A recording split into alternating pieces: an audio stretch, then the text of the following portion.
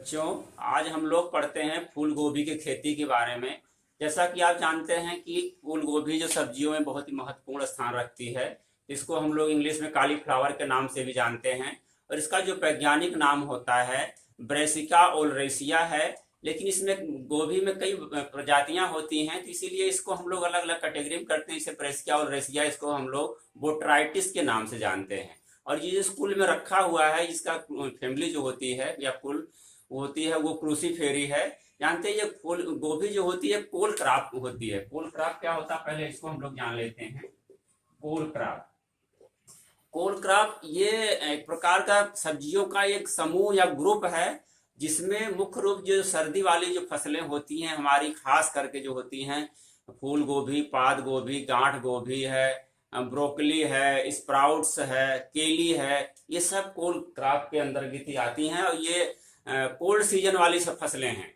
और इसका देखा जाए जो कोल क्रॉप हमारी हैं, इसकी उत्पत्ति सबसे पहले हुई थी ये इधर जो यूरोपियन कंट्री में। और जो कोल क्रॉप इतनी हमारी फसलें हैं उसको जो इसका उत्पत्ति हुई इसकी, वो एक प्रकार की ये कोलवर्ड्स जिसको हम कहते हैं कोलवर्ड्स।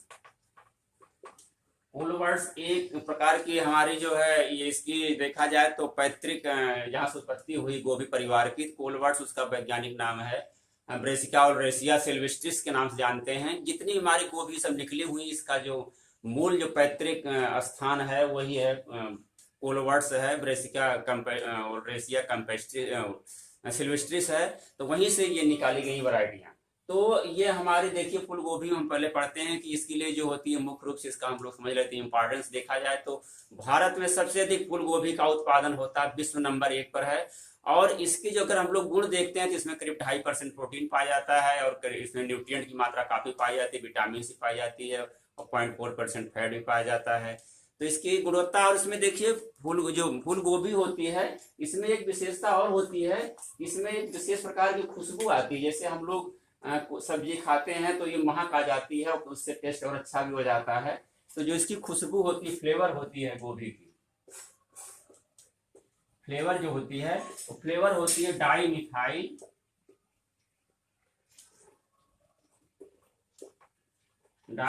ट्राइसल्फाइड।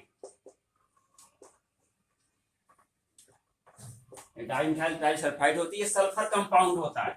सल्फर कंपाउंड जानते जैसे हमारे प्याज में है लाल प्रोपाइल डाइसल्फाइड है, वेलिसिन लहसुन में है। इसी प्रकार के इसकी जो हम लोग सब्जी खाते हैं खास खुशबू आती है, उसका मेन कारण यही डाई मिथाइल ट्राइसल्फाइड होता है। और इसमें तमाम जो न्यूट्रिएंट और इसके मेडिसिनल गुण, इसमें कहते हैं ग्लूकोसाइड भी पाया जाता है। इसके साथ जो एक सबसे बड़ी कमी जुड़ी है, ड्रॉबैक जुड़ी हुई है, अगर बहुत ज्यादा गोभी खाई जाती है ग्लूकोसाइड को, जैसे कभी कभी जो है जोड़ों में भी प्रॉब्लम होने लगती है। तो अति हर चीज की बुरी होती है, चाहे कोई चीज भी हो। तो हम लोग सीमित मात्रा में इस्तेमाल करते रहें तो हम स्वस्थ भी रहते हैं। हमारे संतुलित आहार का इंपॉर्टेंट पार्ट भी होती है। जिसकी खेती के बारे में देखिए हम लोग सबसे पहले देखते हैं जिसकी जलवायु, ये ठंडी जलवायु की जो होती है ये हमारी फसल है। और इसकी उत्पत्ति देखा जाए सबसे पहले ओरिजिन कहाँ है, तो ओरिजिन इसकी हम वेस्टर्न यूरोपियन का जो मेडिटेरियन क्षेत्र है वहां पर साइप्रस एक स्थान है। इसकी ओरिजिन जो है साइप्रस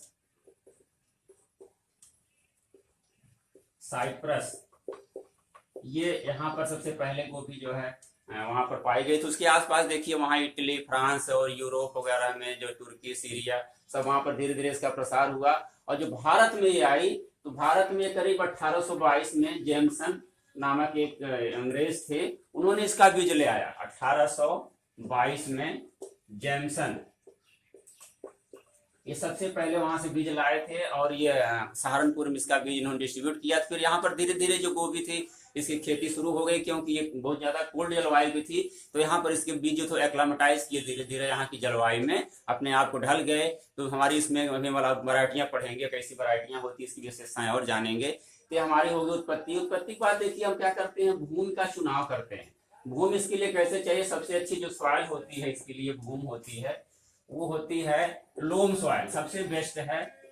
और इसकी मिट्टी जब हम सिलेक्शन करेंगे सबसे इम्पोर्टेंट चीज ये की है कि उसमें कार्बनिक पदार्थ की मात्रा पर्याप्त होनी चाहिए, और जल निकास भी अच्छा होना चाहिए। जानते हैं कि जब हम लोग अरली फसल बोते हैं उसको हम लोग उधर जो उसका नर्सरी डालते हैं तो उधर 15 मई से जो है लास्ट जुलाई तक डालते हैं, और इसकी रोपाई भी हम लोग जुलाई के लास्ट में कर देते हैं। जानते हैं उसमें वर्षा का सीजन होता है, अगर जल निकास अच्छा नहीं होगा तो हमारे खेत पानी रुक जाएगा, तो हमारी जो फूल गोभी की फसल जो होगी नष्ट हो जाएगी। इसलिए इसमें जल निकास की उचित व्यवस्था होना बहुत ही आवश्यक है। इसके अलावा हम लोग क्ले लोम और सैंडी लोम में भी इसकी खेती कर सकते हैं। सबसे बेस्ट हमारी लोम सॉइल होती है। इसके बाद देखिए हम लोग भूमि की तैयारी करेंगे, सॉइल प्रिपरेशन करेंगे। इसकी तैयारी कैसे करेंगे, जानते हैं कि तैयारी करने के लिए सामान्य सी बात है कि हम लोग उसको एक जुताई जो होती है 20-25 सेंटीमीटर गहराई से उसको मिट्टी पलटने वाले हल्स करते हैं, और 4-5 बार हम लोग कल्टीवेटर या हैरो चला करके उसको पाटा लगाते रहते हैं, तो खेत हमारा जो होता है एकदम भुरभुरी हो जाती है। और इसमें जो अंतिम जुताई के समय देखिए उसके पहले करीब जगह हम लोग गोबर की खाद मिला रहे हैं, कंपोस्ट खाद मिला रहे हैं, करीब रोपाई से करीब 4 से 5 सप्ताह पहले ही उसको हम लोग उसमें मिट्टी मिला करके उसको जो पाटा लगा देना चाहिए। इसके अलावा देखिए हम लोग मिट्टी का शोधन भी करते हैं। जानते हैं कि फूल गोभी में तमाम प्रकार के फफूंदी और जीवाणु जन्य बीमारियां भी होती हैं, तो भूमि शोधन कर लेते हैं। इसे हम पिछले क्लास में बता चुके हैं कि हम लोग इस समय ऑर्गेनिक खेती, कार्बनिक खेती की तरफ ज्यादा फोकस हो रहा है, उस पर बढ़ना भी चाहिए, क्योंकि केमिकल का इतना अधिक इस्तेमाल होने लगा है कि हर एक इंसान कहीं न कहीं किसी न किसी बीमारी से देखिए पीड़ित है। तो इस केमिकल से जितना हम लोग बचेंगे उतना ही अच्छा रहेगा, क्योंकि जानते हैं रिसाइकिल होता रहता है। हम लोग अगर खेत में डाल रहे हैं, खेत से कहीं न कहीं इनडायरेक्टली रूप में उस प्रोडक्ट के रूप में हमारे शरीर में आ रहा है, तो इससे हम लोग प्रभावित हो रहे हैं। तो केमिकल से बचने के लिए हम लोग जितने रोग बीमारियां लगती हैं, तो देखिए भूमि शोधन करेंगे तो हमारी बीमारियां नहीं लगेंगी। जब बीमारियां नहीं लगेंगी तो हम दवा भी नहीं छिड़केंगे, इससे हम लोग बचे रहेंगे। तो भूमि शोधन के लिए जानते हैं, हमें बताया था ट्राइकोडर्मा विरिडी, ट्राइको ये होता है ट्राइकोडर्मा विरिडी, और ट्राइकोडर्मा होता है हर्जेनियम। इसका जो होता है हम लोग करीब 2.5 किलोग्राम मात्रा लेकर के वही 60 से 75 किलोग्राम गोबर की खाद में इसमें मिला लेंगे, ऊपर से पानी छिड़कते रहते हैं। करीब 8-10 दिन बाद इसको हम लोग लास्ट जुताई के समय मिट्टी में मिला देते हैं। तो जो हमारे फफूंदी जनित बीमारियां तमाम प्रकार से डैम्पिंग ऑफ और तमाम देखिए होती है, डाउनी मिल्ड्यू, तो वो सब जो है नहीं होंगी, हमारा जो पौधा होगा वो सुरक्षित रहेगा। इसके अलावा देखिए इसमें कुछ कीड़े मकोड़े लगते हैं, तो कीड़े मकोड़ों को भी नष्ट करने के लिए हम लोग मिट्टी में कुछ मिला देते हैं, जैसे दीमक का है और जो काटने वाले कीट, पत्ती खाने वाले कीट हैं, तो उसके लिए हम लोग करते हैं। ये एक प्रकार का फफूंदी वो भी है, बायोपेस्टिसाइड है, वो ब्यूवेरिया बैसियाना है, ब्यूवेरिया बैसियाना, ये एक प्रकार का फफूंद है, फंगस, ये भी एक फंगस है। वैज्ञानिकों ने खोजा इसको। अगर इसको खेत में डाल देते हैं तो क्या करता है कि ये जितने भी हमारे उसमें कीट होते हैं और उसको बीमारियां पैदा कर देता है, और सब कीड़े मकोड़े सब जो होते हैं नष्ट हो जाते हैं। इसके अलावा एक और आता है जो उसमें कुछ इस तरह से फफूंदियों को और इसको मारने के लिए आता है, स्यूडो बैक्टीरिया होता है। तो फफूंदी हो गई, एक बैक्टीरिया आता है स्यूडोमोनास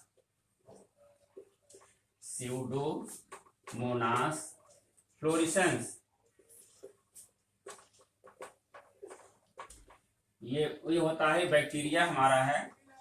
ये भी क्या करता है, अगर हम इसको जैसे अभी ट्राइकोडर्मा विरिडी डालते हैं, उसी प्रकार इसको भी 1.5 से 2 किलोग्राम मात्रा हम लोग इसको मिट्टी उसमें गोबर की खाद मिला करके जब अंतिम जुताई के समय डाल देते हैं, तो ये फफूंदी और बैक्टीरिया जनित जो बीमारियां होती है दोनों को नष्ट करता है। फफूंदियों को भी नष्ट करता है बैक्टीरिया, और जो फफूंदी होते हैं उसको भी, इसमें जानते हैं ब्लैक राट नाम की बैक्टीरिया बीमारी लगती है, उसको भी ये समाप्त कर देता है। अगर हम लोग इस तरह से जो है भूमि उपचार कर लेंगे तो हमें आगे समस्या नहीं आएगी। भूमि उपचार के बाद देखिए हम लोग क्या करते हैं कि हमें वैरायटी का चुनाव करना। हम लोग वैरायटी कैसी लेंगे, उसके लिए जानते हैं कि वैरायटी हमको ऐसी चुननी चाहिए जो कि हमारे क्षेत्र के लिए, जानते हैं कि ये और समय के अनुसार इसमें गोभी बहुत सेंसिटिव क्रॉप होती है, इसको टेम्परेचर का बड़ा प्रभाव पड़ता है। देखा जो इसका जो टेम्परेचर होता है, जलवायु होती है, इसके लिए ठंडी जलवायु की आवश्यकता होती है। जो टेम्परेचर होता है करीब 20 से जो होता है 25 डिग्री या 30 डिग्री सेंटीग्रेड तक जो होता है उपयुक्त होता है। जो शुरुआत की अर्ली होती हैं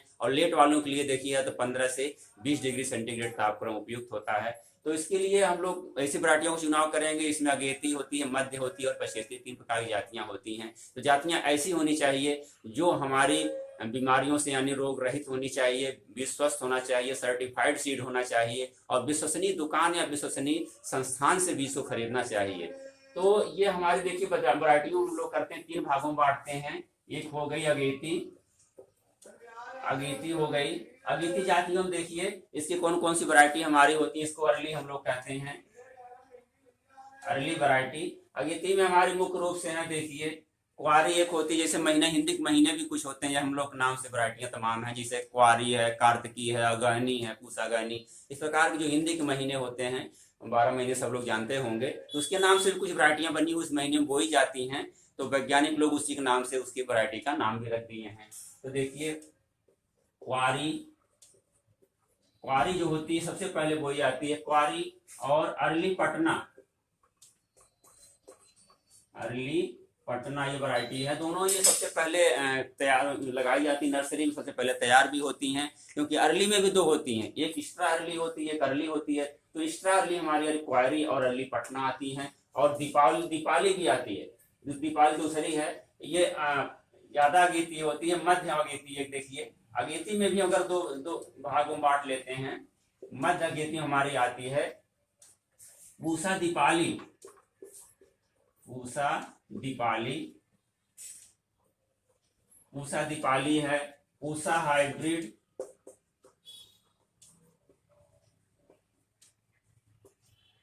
पूषा हाइब्रिड 2 ये वैरायटी है, हाइब्रिड वैरायटी, लेकिन हमारी जो है ये इसमें अगेती में आती है। इसके अलावा देखिए हमारी है ये जापान, इसके अलावा हमारी और वैरायटियां हैं। समर किंग एक आती है, ये भी अगेती में आती है, समर किंग है। और पंत गोभी, ये पंत गोभी 2 और पंत गोभी 3, ये 2 वैरायटियां हैं, ये भी हमारी मध्य अगेती में आती हैं। ये हमारी अगेती वैरायटियां हो गई। इसके अलावा देखिए पूषा सिंथेटिक अर्ली होती है, पूषा सिंथेटिक, पूषा सिंथेटिक, पूषा सिंथेटिक अर्ली, ये भी हमारी अर्ली वैरायटी है। तो ये हमारी सब अर्ली वैरायटियां हो गई। इसको अभी हम लोग आगे जानते हैं कि कब हम लोग नर्सरी डालते हैं, कब रोपाई करते हैं। तो हमारी अगेती में 2 प्रकार की हो गई, जानते हैं हम। इसको अगर हम लोग शुरू में बोएंगे, इसका जो होती है समय होता है नर्सरी डालने का होता है 15 जुलाई से लास्ट जुलाई तक इसकी नर्सरी डाली जाती है, और रोपाई हम लोग जुलाई के लास्ट में करते हैं। और उसके बाद जैसे तैयार होती है हमारी फसल, सितंबर अक्टूबर में इसके जो होते हैं कड़ या गोभी के फूल बाजार में आ भी जाते हैं। और जानते हैं कि गर्मी ज्यादा होती है तो इसके फूल थोड़े छोटे होते हैं, जैसे लेट वैरायटियां आती है उसके फूल काफी बड़े बड़े होते हैं। तो ये हमारे जो अर्ली वैरायटियां धीरे धीरे ट्रॉपिकल टाइप की होती हैं, वैरायटियां तो टाइप की ट्रॉपिकल टाइप की हैं, यानी ये हमारी एडजस्ट कर ली हैं, जो कि गर्मियों में भी सहन कर सकती हैं, जबकि हमारी गोभी जानते हैं कि ठंडी जलवायु की फसल है। उसके अलावा हम लोग जो उसकी नर्सरी डालते हैं, इसकी भी जो है जून में डालते हैं, तो इसकी हम लोग रोपाई करते हैं जुलाई के लास्ट में। तो हमारी होती है अक्टूबर नवंबर तक जो होती है ये फसल हमारी अगेती वाली आती रहती है। इसके बाद देखिए हम दूसरी वैरायटी पढ़ते हैं, मध्य, मध्य प्रजातियां जो इसकी हैं, मिड वैरायटी, जो मध्यम इसकी जो होती है मिड वैरायटी है। इसके देखिए हम लोग कब इसकी नर्सरी डालते हैं, इसकी नर्सरी डालने का मुख्य समय जो होता है वो होता है जुलाई और अगस्त महीने में इसकी नर्सरी डाली जाती है। जो मध्य वैरायटियां हैं, मध्य प्रजाति, मध्य प्रजाति है, इसमें हमारी कौन कौन सी प्रजातियां हैं मुख्य रूप से देखिए, हमारी पंत गोभी 4 है, उसमें 2-3 थी, इसमें पंत गोभी 4 है। पूषा शुभ्रा है, पूषा, पूषा शुभ्रा, पूषा शुभ्रा और पंत शुभ्रा, पंत शुभ्रा। ये देख कल्याणपुर मध्यम, ये कानपुर की निकली हुई, चंद्रशेखर आजाद यूनिवर्सिटी निकली हुई कल्याणपुर, कल्याणपुर मध्यम। और एक है नरेंद्र गोभी, आचार्य नरेंद्र यूनिवर्सिटी से निकली है, नरेंद्र गोभी, नरेंद्र गोभी। इसके अलावा हमारी और वैरायटियां देखो, हिसार, हिसार 114, एक है पंजाब जाइंट, पंजाब जाइंट 35। ये सब हमारी हो गई मध्यम प्रजातियां हो गई। जानते हैं कि इसके लिए जो टेम्परेचर होता है वो 20 से जो है 22 डिग्री तक बहुत अच्छा होता है कर्ड फॉर्मेशन के लिए। और ये इसकी ये जो प्राप्ति होती है ये लेकर के मध्य नवंबर से लेकर के मध्य जनवरी तक इसके फूल हमको मिलते रहते हैं। इसकी जो नर्सरी जहाँ बताएं अभी आपको जुलाई के जो होता है जुलाई में डाली जाती है और इसकी रोपाई जो होती है अगस्त में कर दी जाती है। तो ये हमारी मध्यम प्रजातियां हो गई। और देखिए तीसरी हमारी प्रजाति है लेट प्रजाति, जो कि देखिए वो अप्रैल मार्च अप्रैल तक वो भी हम उनको मिलती रहती है। वो लेट प्रजातियां होती हैं और वो जो होती है थोड़ा सा उसको बोने का जो समय होता है वो तो ध्यान रखना चाहिए। उसको हम लोग अगस्त सितंबर में नर्सरी डालते हैं। उसकी जो लेट वराइटियां हैं या देर से पकने वाली होती हैं या लेट वराइटी।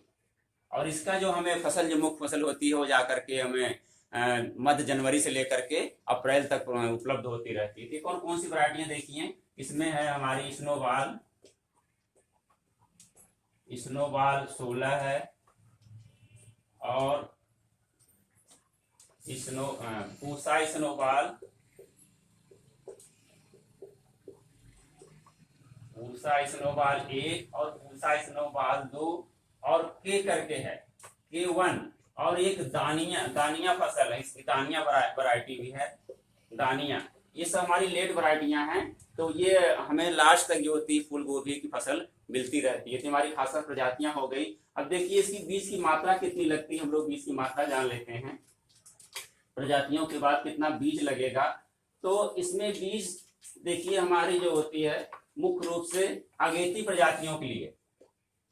जानते हैं कि अगेती प्रजातियां जो होती हैं उसमें टेम्परेचर जो होता है बहुत अधिक होता है, तो उसके बीज कम जमते हैं, इसीलिए इसकी बीज की जो मात्रा होती है अधिक होती है। वो करीब 600 से लेकर के 700 ग्राम तक अगेती प्रजातियां होती हैं। जो मध्यम और लेट मध्य व देर वाली जो प्रजातियां होती हैं उसमें 350 से 400 ग्राम बीज लगता है। इसके अलावा जो हमारी होती है एक संकर जातियां भी इसमें आ गई। भी संकर जातियों का थोड़ा सा और बताते हैं आपको। जो संकर जातियां आ गई उसका बीज और कम लगता है, उसका बीज करीब 300 से 350 ग्राम ये बीज की मात्रा हो गई। और इसको पर्याप्त मात्रा में हेक्टेयर की रोपाई के लिए इतने बीज पर्याप्त होता है, लेकिन नर्सरी इसको हम लोग अभी बड़े नर्सरी कैसे डालते हैं करते हैं। तो ये हमारी होगी बीज की मात्रा। अब देखिए हम लोग पढ़ते हैं कि इसमें कितना जो हमारी कुछ वैरायटियां रह गई थी संकर किस्में भी जान लीजिए कौन कौन सी हैं। संकर किस्में एक देखो समर किंग है, ये अर्ली वैरायटी में आती है। ये संकर है, इसका उत्पादन बहुत अच्छा होता है। समर किंग के अलावा देखो एक पावस होती है, पावस पूसा हाइब्रिड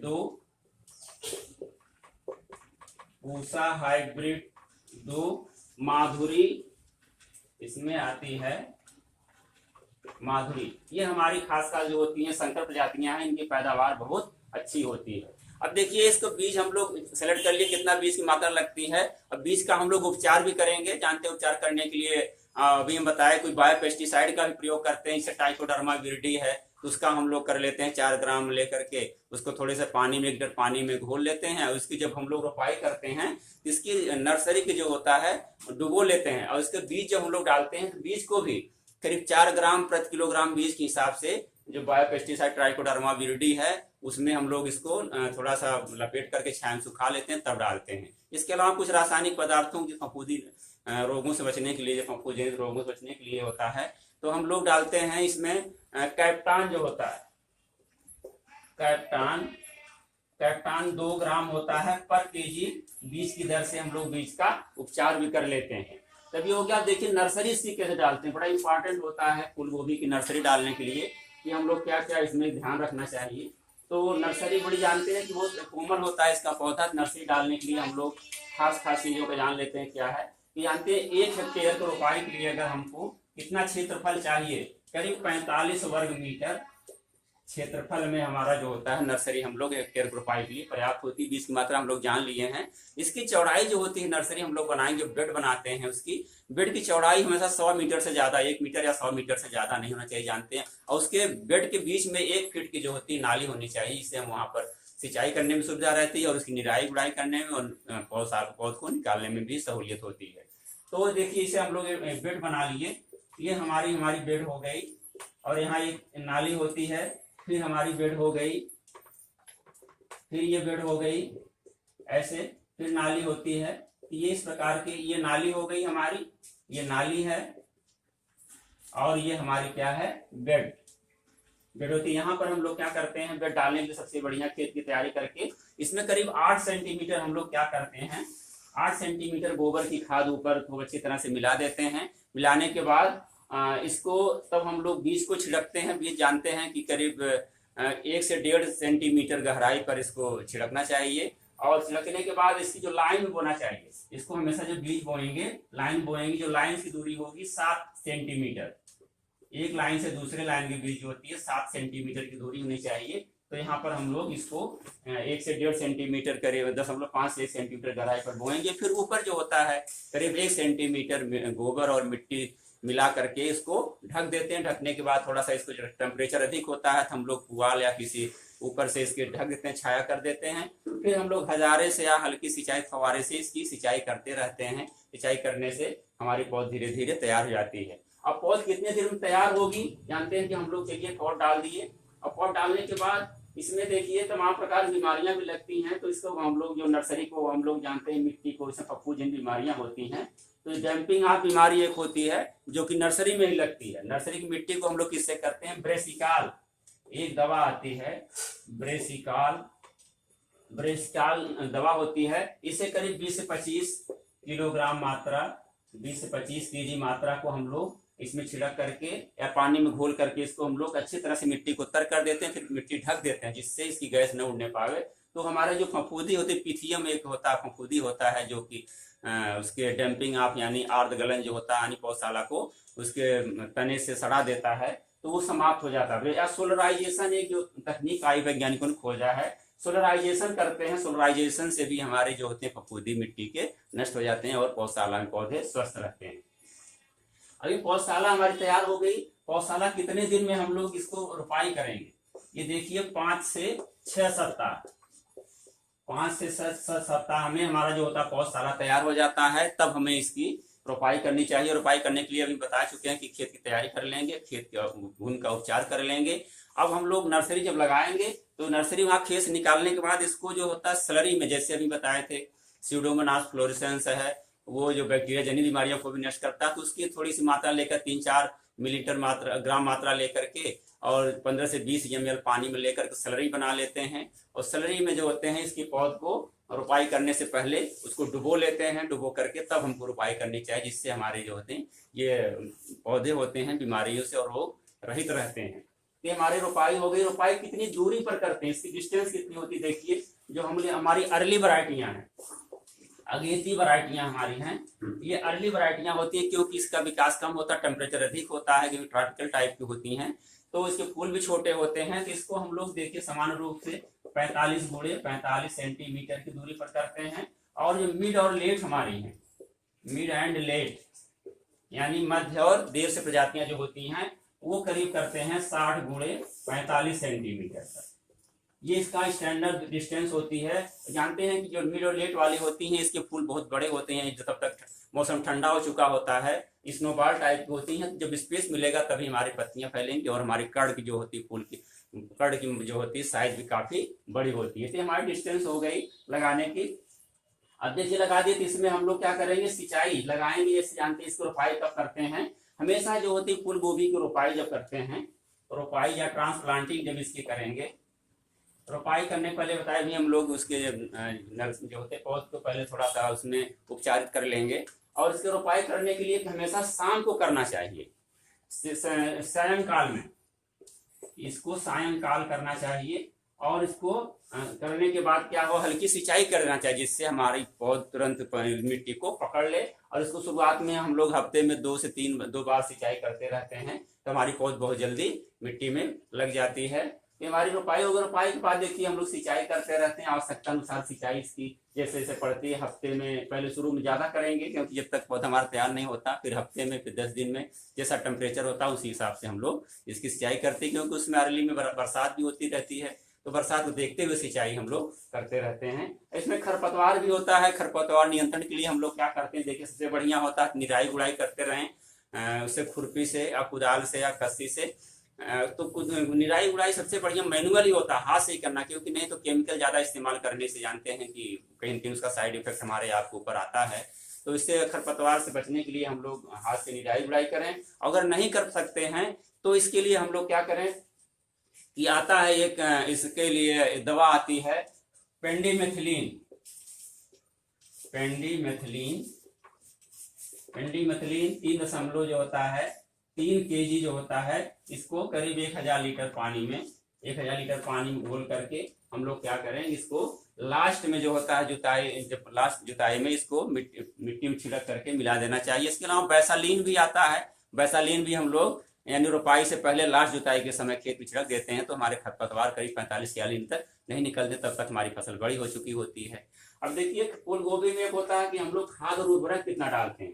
तो यहाँ सबसे बढ़िया तरीका ये होता है कि हम मिट्टी की जांच करा लें, जो होता है खाद और उर्वरक, खाद एवं उर्वरक या मैन्योर्स एंड फर्टिलाइजर, इसकी कितनी करते हैं। खाद उर्वरक जानते हैं कि फूल गोभी के लिए बताया था जीवांश युक्त हमारी मिट्टी होनी चाहिए। सबसे बढ़िया कि हम सॉइल का टेस्टिंग करवा लें कि उसमें कितना कितना न्यूट्रिएंट कौन सा उपलब्ध है, उसी आधार पर हम उसका निर्धारण करते हैं। अगर कोई किसान निर्धारित नहीं कर पाया है तो उसमें हम लोग जो होता है मुख्य रूप से करीब 25 से 30 टन या 250 से 300 कुंटल टन क्या होता है गोबर या क्या कहते हैं कंपोस्ट की खाद हम लोग खेत में जो है 4-5 सप्ताह पहले रोपाई से इसको मिट्टी में मिला देते हैं। और इसके बाद जो नाइट्रोजन हमारी होती है, देखिए इसमें 120 किलोग्राम मात्रा होती है, और फास्फोरस जो होता है 80 किलो होता है, और जो पोटास होता है 40 किलोग्राम। ये इसका स्टैंडर्ड है। अगर हम खेत की जो है जांच नहीं करवा पाए हैं तब इतना डालना चाहिए। जानते हैं कि फूल गोभी इसमें कोबाल्ट और मॉलिब्डेनम की बहुत कमी होती है, तो उसके लिए भी हम लोग 10 से 15 किलोग्राम कोबाल्ट, जो कोबाल्ट होता है 10 से 15 किलोग्राम अगर खेत में छिड़क देते हैं। और मॉलिब्डेनम जानते हैं टेला बीमारी होती है, और कोबाल्ट कमी से होता है ब्राउनिंग नामक बीमारी हो जाती है, फिजियोलॉजिकल डिसऑर्डर हो जाता है।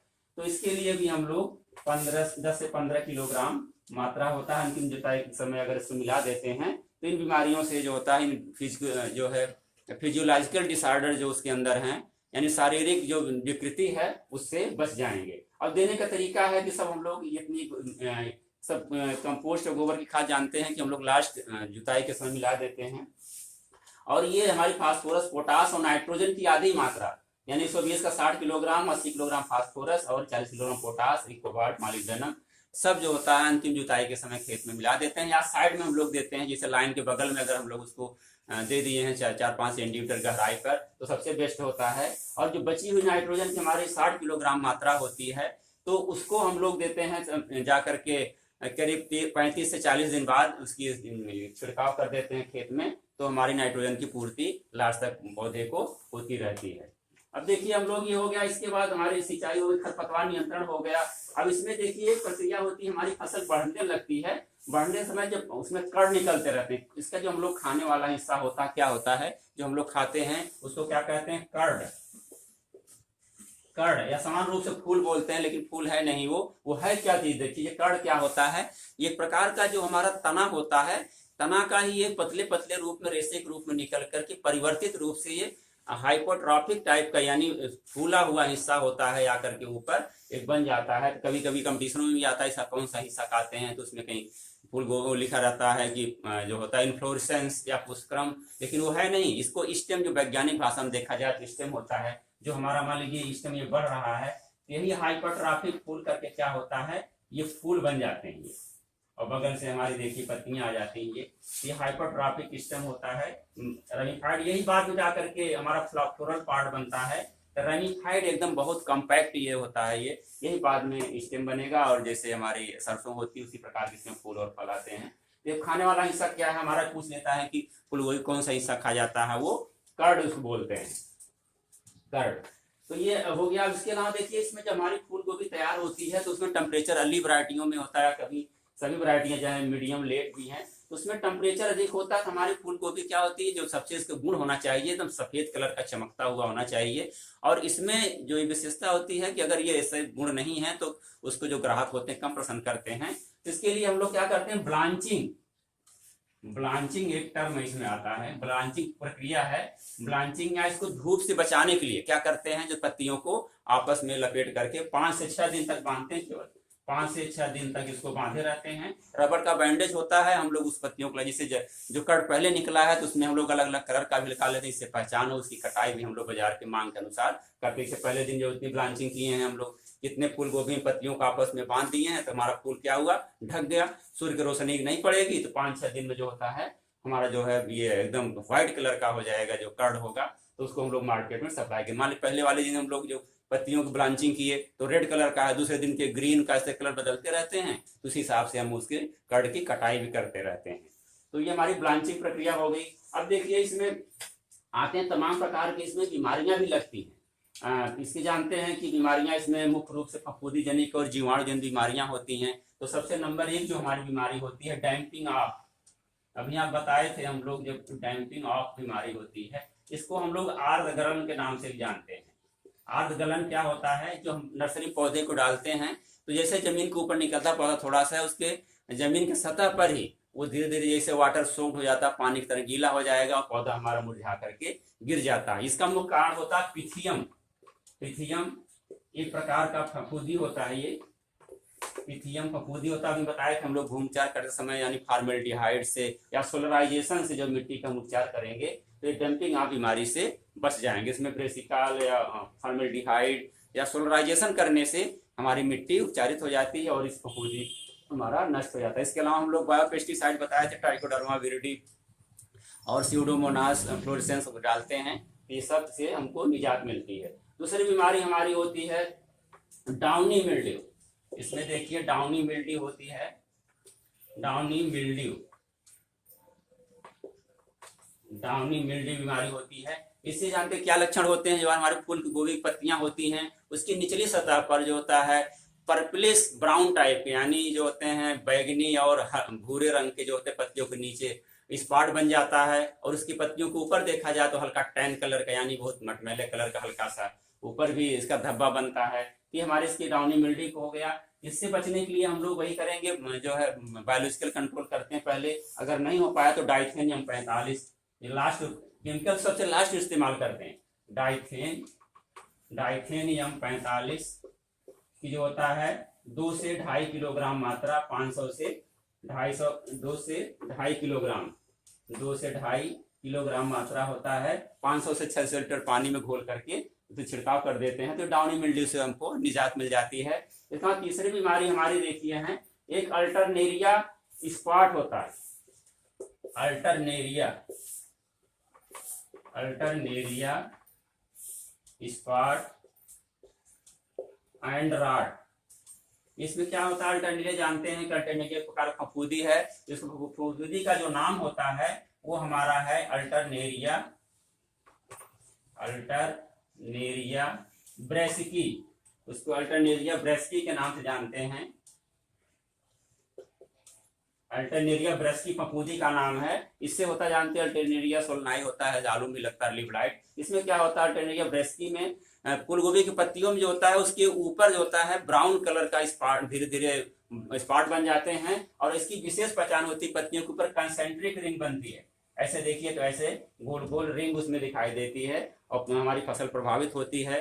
इससे बचने के लिए हम लोग वही बायोपेस्टिसाइड को पहले करते हैं, उसके बाद अगर नहीं हुआ तो इसको हम लोग इसके लास्ट में जो वही डाइथेनियम 45 का छिड़काव कर देते हैं, ये हमारी फसल प्रभावित होती है। इसके अलावा जो हमारी खेत की जो उसमें खरपतवार हैं, घास हैं, उसको नष्ट कर दें, क्योंकि जानते हैं जो फफूंदी होते हैं ये कहीं न कहीं उसमें अपने शरणस्थली बना चुके होते हैं। तो खेत की साफ सफाई कर देने से ये बीमारी से निजात मिल जाती है। और बीमारी से बचने के लिए एक तरीका और है कि इसमें हम लोग अगर एक बार ये सब रोग लग रहे हैं तो उससे बचने के लिए हम लोग 2-3 साल तक दूसरी फसल कोई उगाते रहें, यानी क्रॉप रोटेशन अपनाते रहेंगे तो बीमारियों से बच जाएंगे। ये चौथी बीमारी एक फफूंदी से और होती है, स्क्लेरोटिया। एक और फफूंदी की बीमारी हमारी है स्क्लेरोटिया, ये है चौथी फफूंदी है स्क्लेरोटिया।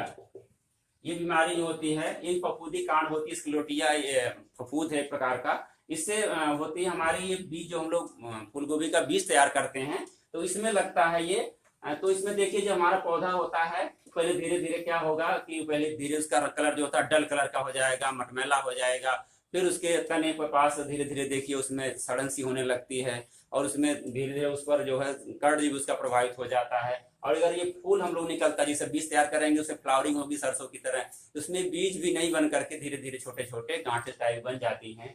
तो इससे बचने के लिए भी हम लोग उसी का इस्तेमाल करते हैं, सोलराइजेशन करते हैं, 2-3 साल तक उसमें फसल नहीं उगाते हैं क्रॉप रोटेशन के द्वारा, और डाइथेनियम 45 का छिड़काव उसी मात्रा में कर लेते हैं तो बच जाते हैं। तो हमारी 4 प्रकार की मुख्य रूप से फफूंदी जन बीमारियां हो गई। अब देखिए कुछ बैक्टीरिया जन बीमारियां भी होती हैं। बैक्टीरिया होती है black rot.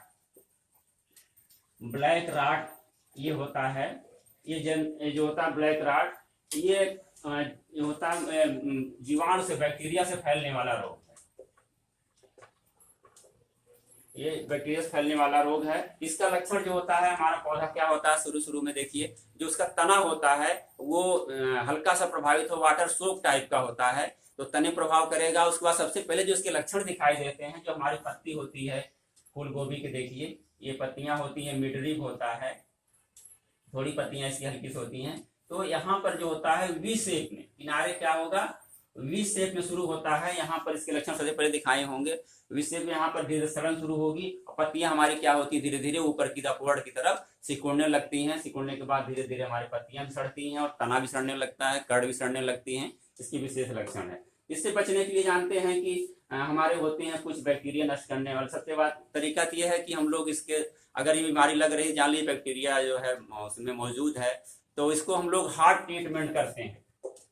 Heart treatment, heart treatment में क्या होता है, जो हम बीज होता है नर्सरी में डालने से पहले करीब 50 से 52 डिग्री सेंटीग्रेड तापक्रम पर इसको हम लोग करीब आधा घंटा तक, 30 मिनट तक बीज को इतने टेम्परेचर में रखते हैं। रखने के बाद हम इसको बाहर रखते हैं। बाहर रखने के बाद हम इसकी जो है नर्सरी डालते हैं, तो इस रोग से काफी हद तक बच जाते हैं। इसके अलावा बताए थे भी हम लोग की स्यूडोमोनास फ्लोरिसेंस जो हमारा है, उसको अगर हम इस्तेमाल करते हैं तो वो भी इसको कंट्रोल करने में काफी कुछ सहयोग करता है। इसके अलावा स्ट्रेप्टोमाइसिन दवा आती है, स्ट्रेप्टोमाइसिन, ये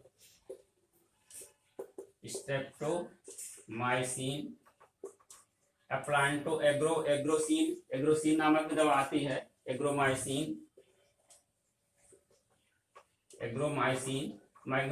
की भी जो होती है, इससे हम लोग क्या करते हैं, करीब 20 से उपचारित करते हैं, या उसको स्लरी बना करके 10-15 ग्राम जो है स्लरी बना करके 20, जब नर्सरी हम लोग रोपाई करते हैं इस पौधे, खेत की पौध में, तो उससे भी उपचारित कर लेते हैं। या इसका छिड़काव अगर खेत में लग गया तो छिड़काव करते हैं इसका, करीब जो होता है 15 से 20 ml जो होता है, इसको पर लीटर पानी में हम लोग घोल करके छिड़काव करते हैं। उसी दर जितना क्षेत्रफल उस छिड़काव कर लेंगे तो हमारा ब्लैक राट से छुटकारा मिल जाएगा। इसके अलावा एक होता है बैक्टीरिया से होने वाली बीमारी है सॉफ्ट राट।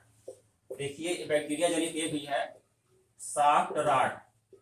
सॉफ्ट राट जानते हैं, ये होता है स्टोर में, जो हम लोग फूल गोभी को जब स्टोरेज करते हैं तो वहां पर ये फैलता है। तो वहां पर ये जब कहीं कहीं उसमें कीड़े होते हैं या कहीं उसमें कट गया है फूल गोभी में, तो ये बैक्टीरिया इरविनिया होता है, इरविनिया बैक्टीरिया होता है, इरविनिया बैक्टीरिया उसमें डेवलप हो जाता है, तो वो उससे हमारी जो होती है फूल गोभी सड़ने लगती है। तो कोशिश करना, जानते हैं जो हमारी बैक्टीरियल डिजीज है, ये वेक्टर होते हैं, जो उसमें माहू लगते हैं, अभी बताएं कौन कौन से कीड़े भी लगते हैं, तो उससे भी ये जो होते हैं उसको कट कर देते हैं तो बैक्टीरिया एंट्री कर जाता है। तो उससे बचने के लिए हम लोग करते हैं क्या है, इसी आसपास एग्रोमाइसिन या स्ट्रेप्टोसाइक्लिन जो होती है दवा का छिड़काव कर देते हैं, तो हमारी आलू जो होती है सुरक्षित रहती है सॉफ्ट राट से। हमारी बीमारियां हो गई। अब देखिए हम लोग इसमें कुछ कीड़े भी लगते हैं। जानते हैं कि फूल गोभी कीड़ों से बहुत प्रभावित होती है। हम लोग जब खाते हैं देखिए तमाम प्रकार के उसमें कैटरपिलर्स धीरे धीरे निकलते हुए जो होते हैं, लार्वा निकलते हैं कीड़ों उसके। तो वो कौन कौन से कीड़े लगते हैं, तो नंबर 1 पर हमारा देखिए साफ्लाई है,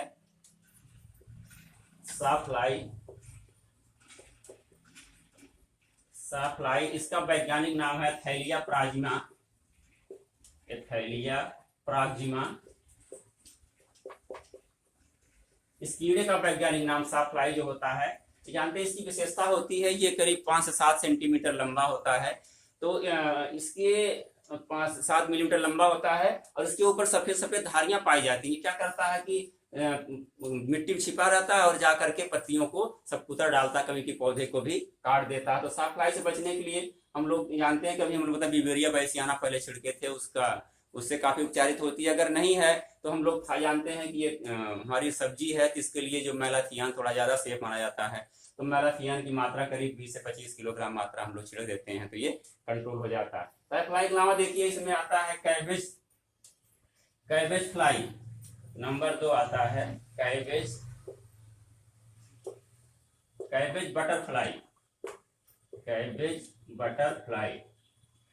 कैबेज बटरफ्लाई जानते हैं, ये होता है, इसमें होते हैं इसके जो लार्वा होता है, इसका भी ये लार्वा होता है, ये लार्वा या कैटरपिलर बोलते हैं, इसका भी लार्वा। इसका लार्वा क्या करता है, ये निकल पत्तियों पर सब पत्तियों को खा जाता है, पूरा पत्तियों खाने से बाद लगता है हमारा पौधा एकदम खाली खाली से लगता है, केवल मिडरिप दिखाई देते हैं। तो कैबेज बटरफ्लाई के लिए जो होता है हमारा, इसको भी नष्ट करने के लिए वही मैलाथियन का इस्तेमाल करते हैं। इसके बाद एक और लगता है डायमंड बैक माथ, इसमें एक और कीड़ा लगता है डायमंड बैक माथ, डायमंड बैक माथ। इसके भी जो होते हैं कैटरपिलर ही होते हैं, वो भी हमारे पत्तियों को और तने को खाते रहते हैं, खाकर काफी नष्ट कर देते हैं। अब ये हमारी एक और होता है इसमें तंबाकू का, टोबैको कैटरपिलर लगता है, ये सबसे खतरनाक होता है, ये टोबैको, टोबैको कैटरपिलर। इसकी क्या विशेषता है, ये पत्तियों को खाता तो है ही है, पत्तियों में छेद बनाकर, मीडियम छेद बनाकर के एक लूप बना लेता, होल बना लेता है, जैसे ऐसे होल बना लेता है, इसी होल में ये खाता रहता है और हमारी पत्तियों को नष्ट कर देता है, कैटरपिलर लूप होल हो जाता है। तो ये इसको भी नष्ट करने के लिए अभी विधि बता चुके हैं, वही मैलाथियन का इस्तेमाल करेंगे। और इसमें एक और जो खतरनाक कीड़ा लगता है वो हमारा क्या है, माहू, जिसको हम लोग एफिड के नाम जानते हैं, माहू लगता है। माहू जानते हैं कि ये शक करता है, उसको पौधे को हमारे शक कर लेता है। तो इसके नष्ट करने के लिए हम लोग, ये पत्तियों की निचले सतहों पर अक्सर ढेर छिपा रहता है, हल्का पीले रंग का, हरे रंग का होता है, शक करने से पौधा हमारा कमजोर हो जाता है। इससे बचाव के लिए हम लोग कार्बारी का छिड़काव कर लेते हैं, उससे भी ये नष्ट हो जाता है। और ये वाहक भी होता है, तमाम जो हमारे बैक्टीरिया बीमारी है उसका भी वाहक होता है। तो ये हमारे कीड़े हो गए। इसके अलावा देखिए इसकी हम लोग उपज जानते हैं, उपज कितनी मिल जाती है, इसकी उपज, उपज जानते हैं जो होती है हमारी ईल्ड, इसको कहते हैं उपज या ईल्ड। हमारी अर्ली जो वैरायटी होगी, जानते हैं इसकी वृद्धि कम हो पाती है। अर्ली वैरायटी में जो होता है ये मुख्य रूप से हमारे करीब 125 से 150 कुंटल हो जाता है। और मिड और लेट जो हमारी होती हैं, मिड और लेट में करीब होता है 250 से 300 कुंटल तक, या 200 से 250 कुंटल तक हो जाती हैं। ये 200 से 250 या 300 कुंटल तक। लेकिन फूल गोभी में देखा गया उत्पादन हमारा है ये 500 कुंटल तक हमें प्राप्त हुआ है, 500 कुंटल तक हाईएस्ट उपज जो होती है फूल गोभी की हमें प्राप्त हुई। लेकिन समान रूप से देखा जाए 200 से 250 या 300 कुंटल तक फूल गोभी प्राप्त होती है। अब फूलों की संख्या अगर देखी जाए तो करीब ये 25 से जो होती है फूलों की संख्या, आप देखिए कितनी होगी हमारी, करीब ये 20 से 25,000, 20 से 25,000 फूल हमें प्राप्त होते हैं। अगर उसका वजन देखा जाए तो यही 200 से 250 कुंटल करीब होता है। कभी 4,000 जो अगर हम लोग ज्यादा घने उसकी रोपाई कर देंगे तो उसकी पौधों की संख्या भी 40,000 तक जो होती है, यानी 40 उसके करीब 30-40,000 तक पहुंच जाती है। लेकिन डिस्टेंस के ऊपर है, लेकिन सबसे बेस्ट जो होता है 20 से 25,000 पौधे हमें प्राप्त होते हैं। तो देखिए फूल गोभी में कुछ डिसऑर्डर होते हैं, फिजियोलॉजिकल डिसऑर्डर, जिसको अभी हम लोग इसको थोड़ा डिस्कस कर लेते हैं। शारीरिक कुछ विकृतियां होती हैं इसमें, देखिए फिजियोलॉजिकल डिसऑर्डर बोलते हैं इसको, फिजियोलॉजिकल डिसऑर्डर। ये क्या होता है, इसमें देखिए कुछ ऐसे तत्व होते हैं जिसकी कमी होने से फूल गोभी की हमारी जो क्वालिटी होती है वो खराब हो जाती है। तो नंबर 1 देखिए ब्राउनिंग, ब्राउनिंग होती है फिजियोलॉजिकल। जैसे ब्राउनिंग क्या होता है, जो हमारा जो कड़ होता है, फूल होता है, वो व्हाइट कलर का होना चाहिए, लेकिन वो क्या होगा, अगर बोरान की कमी है तो वो हमारा पौधा जो होता है कड़ होगा वो भूरे रंग का हो जाएगा, देखने में बहुत भद्दा लगेगा, तो उसकी क्वालिटी खराब हो जाती है, तो उसको लोग लाइक नहीं करते। तो इसके बचने के लिए, ब्राउनिंग से बचने के लिए हम लोग बोरान का छिड़काव करते हैं। बोरिक एसिड जानते हैं, बोरैक्स आता है, उसमें 12 से 15% जो होता है बोरान पाया जाता है। तो इसकी छिड़काव करने से ब्राउनी को हम लोग कंट्रोल कर लेते हैं। इसमें एक और होता है विपटेल, विपटेल अभी हम बताए थोड़ा सा आपको, व्हिपटेल। व्हिपटेल जानते हैं कि चाबुक टाइप जैसे होता है, घोड़े की चाबुक टाइप होता है। जो हमारा पौधा होता है देखिए समान रूप से हमारी जो पत्तियां होती हैं बड़ी चौड़ी होती हैं, लेकिन जब व्हिपटेल होगा इसके अंदर ये मिडरिप होगी, तो जब व्हिपटेल से कमी होगी यानी मॉलिब्डेनम, इसकी बोरान की कमी हो जाती है, इसकी मॉलिब्डेनम की कमी से ये व्हिपटेल्ला बीमारी होती है। जो हमारी पत्तियां होती हैं पूर्ण रूप से विकसित नहीं हो पाती, केवल इसका मिडरिप, ये बीच वाला हिस्सा है, केवल यही विकसित होता है, केवल मिडरिप रह जाता है। जो साइड में ये फैलाव होता है ये वाला हिस्सा, ये इसमें बनता ही नहीं, तो इसको चाबुक टाइप हो जाता है, व्हिपटेल टाइप से पूंछ टाइप की पतला रह जाता है। तो इसके बाद मॉलिब्डेनम कमी से, इसके लिए हम लोग जानते हैं सोडियम मॉलिब्डेट आता है, अमोनियम मॉलिब्डेट आता है। सोडियम मॉलिब्डेट में जो होता है करीब 39% तक जो होता है मॉलिब्डेनम पाया जाता है, अमोनियम मॉलिब्डेट जो 54% तक, तो इसमें मॉलिब्डेनम पाया जाता है। तो इसका अगर हम छिड़काव कर देते हैं तो इस व्हिपटेल से बीमारी से हम बच जाते हैं। इसके अलावा एक और फिजियोलॉजिकल डिसऑर्डर जो होता है वो देखिए बटनिंग होता है। इसमें बटनिंग, ये है बटनिंग। बटनिंग, बटनिंग क्यों होता है जानते हैं? बटन मतलब है जैसे बटन हमारी छोटे साइज की रह जाती है, जो हमारे फूल होते हैं वो छोटे रह जाते हैं। उसका कारण क्या होता है? मुख्य रूप से देखा जाए तो या तो हम लोग जो हमारी अर्ली वैरायटी होती हैं, अगर उसकी हम लोग लेट रोपाई करते हैं, समय के बाद जितने उसके रिकमेंडेड टाइम है उसके बाद रोपाई करेंगे, तो हमारे जो होते हैं कड़ होते हैं वो छोटे रह जाते हैं। कारण होता है अगर नाइट्रोजन जितनी प्रॉपर मात्रा में आवश्यकता होती है पौधे को नहीं मिल पाया, तब भी हमारे कड़ बहुत छोटे या बटन टाइप के रह जाते हैं, तो ये बटनिंग होती है। उसके लिए हम लोग उपचार क्या है इसका, कि समय से रोपाई करें अर्ली वैरायटियों का, और इसकी जो भी वैरायटियां हैं उसके लिए हम लोग नाइट्रोजन की जितनी प्रॉपर मात्रा है उतना रिकमेंडेड डोज के हिसाब से दें, तो हमारी जो कड़ होती साइज उसकी बढ़ती। एक होता है ब्लाइंडनेस, ये नंबर 4 हमारा है ब्लाइंडनेस। ब्लाइंडनेस क्या है? ये भी एक डिसऑर्डर होता है ब्लाइंडनेस। ये जानते हैं क्यों होता है? कि इसमें जो होते हैं हमारे कड़ होते हैं बनते ही नहीं, उससे बनने ब्लाइंडनेस माने अंधा, ब्लाइंड माने अंधा होता है, यानी कड़ नहीं बने केवल पत्तियां बढ़ रही हैं। तो किसी न किसी कारण से इसे हम कोई कार्य करें निराई उड़ाई, उससे हमारा जो होता है कड़ स्वरूप जो बनना शुरू हुआ तो टूट गया, या कीड़े मकोड़े उसको खा गए तो उससे भी नहीं बन पाता है। तो इसके मुख्य रूप से ये 2 कारण होते हैं। देखिए अगला हमारा जो कारण होता है राइसीनेस है। राइसीनेस जानते हैं कि जो हमारी कड़ होती है फूल गोभी, देखिए उस पर कभी कभी देखिए चावल के दाने की तरफ ऊपर एक परत सी बनी रहती है जो उसकी क्वालिटी को घटा देती है, उसको ग्राहक पसंद भी नहीं करता और खाने में भी उतनी अच्छी नहीं होती जो सामान्य हमारे कड़ होते हैं। तो राइसीनेस क्यों होता है जानते हैं? ये जो वैज्ञानिकों ने खोजा है, इसको जो टेम्परेचर होता है जानते हैं बड़ा प्रभावित करता है फूल गोभी को। तो टेम्परेचर कभी बहुत ज्यादा हो गया बहुत कम हो गया तब भी राइसीनेस हो जाती है, या नाइट्रोजन की जो एक्सेस मात्रा होने पर भी कभी कभी राइसीनेस हमारी पाई जाती है। हमारे हो गए फिजियोलॉजिकल डिसऑर्डर मुख्य रूप से ब्राउनिंग, व्हिपटेल, बटनिंग, ब्लाइंडनेस और राइसीनेस। इसके अलावा देखिए हम लोग फूल गोभी का बीज जो उत्पादन करते हैं अपने घर पर भी कर सकते हैं। तो इसका बीज उत्पादन जो होता है मुख्य रूप से हम लोग अगेती और मध्यम प्रजातियों का तो कर सकते हैं अपने भारत में, उत्तर प्रदेश में, लेकिन जो होते हैं पिछेती जातियों का बीज उत्पादन हम लोग यहाँ पर नहीं कर सकते। ये बीज हमारा उत्पादन हो गया, सीड प्रोडक्शन हम खुद घर कर सकते हैं। ये कौन सी होती हैं? अर्ली और लेट प्रजातियां हमारी जो हैं, अर्ली और लेट प्रजातियां जो होती हैं, इसका बीज उत्पादन हम लोग अपने खेत पर कर सकते हैं। इसका करने का तरीका होता है देखिए, या तो जो हमारी फूल गोभी होती है वो हमको बीज तैयार करना है, तो हम उसको जड़ से खोद करके, यानी उसमें जब हमारी फूल आना शुरू हो जाए उसमें कड़ होते हैं तो उसकी खुदाई करके ले जाकर दूसरे जगह पर हम लोग उसकी रोपाई करते हैं। थोड़ी इसकी रोपाई डिस्टेंस होती है 60 × 60 कर लेते हैं, या 75 × 75 दूरी पर हम लोग इसकी रोपाई कर लेते हैं। रोपाई करने के बाद हम लोग प्रक्रिया करते रहते हैं। देखिए जो हमारा कड़ था वो धीरे धीरे वो जो है स्टाक बन करके, तना बन करके खड़ा होगा, जिससे हमारी सरसों के पौधे होते हैं उस तरह से बढ़ेगा और उसमें फूल आते हैं और फलियां आती हैं।